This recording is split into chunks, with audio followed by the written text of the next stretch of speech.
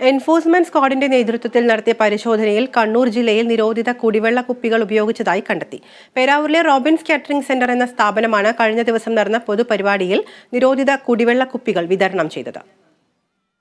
ശുചിത്വ മാലിന്യ പരിപാലന രംഗത്തെ നിയമലംഘനങ്ങൾ അന്വേഷിക്കുന്ന ജില്ലാ എൻഫോഴ്സ്മെന്റ് സ്ക്വാഡിന്റെ നേതൃത്വത്തിൽ കേളകം, പേരാവൂർ ഗ്രാമപഞ്ചായത്തുകളിൽ നടത്തിയ പരിശോധനയിലാണ് 300 മില്ലിയുടെ നിരോധിത കുടിവെള്ള കുപ്പികൾ ഉപയോഗിച്ചതായി കണ്ടെത്തിയത്.